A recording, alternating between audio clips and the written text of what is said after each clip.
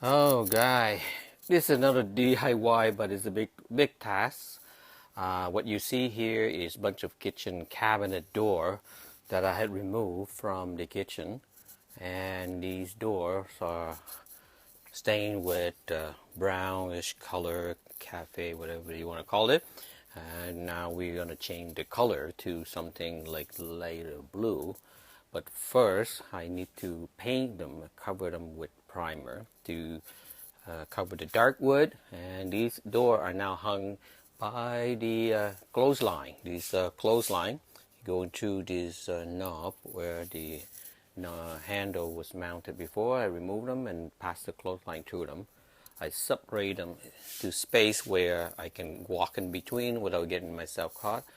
And I decide to paint one every other panel, so if I get in between, I don't have to worry about making a mess of myself. As you can see, I set up a good setup light down in the basement, and there's some spotlight here, and so just swinging the camera here. Work light here, more light there, and the back corner. I also have a big light in the back corner, which is not powered on for some reason. And for the tool I'm using, I am going to use the car spray gun. And this car spray gun, because the primer is a little bit thick, I have to remove the filter inside the gun. This little plastic strainer filter that inside the gun is in here, so I remove that to allow the paint to pass through. And every time I finish painting, I have to take it all apart, the needle and everything, clean up and put it, let it dry before I can use it again. Otherwise, the paint seems to clog up for some reason after you use for a few hours. And by that time, I'm already tired anyway, so I don't mind stopping after a few hours and cleaning up and take a break. And that's what this is how the setup is. There's a little hook at the end of the gun here. Basically, I make a little chain hanging up like this. And when the can is filled on top here, fit on top there, the gun hold upright so I can fill up the paint without having to worry about spilling it. For the compressor, I'm running the Cambo compressor.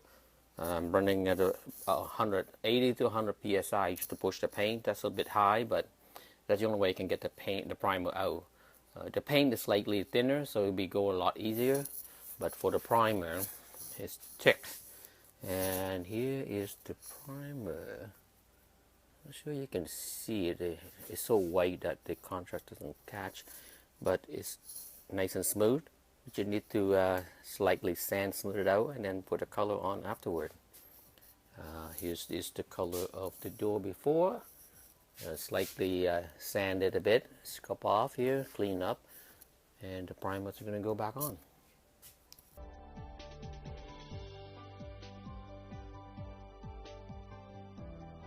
This is the primer that I used for the door, and this is the paint, Benjamin Moore Advanced for interior paint. And I'm using this sandpaper 400 grit as a final roughing it up, smoothing it out, not roughing it up, smoothing out before final coat of paint. Tack log,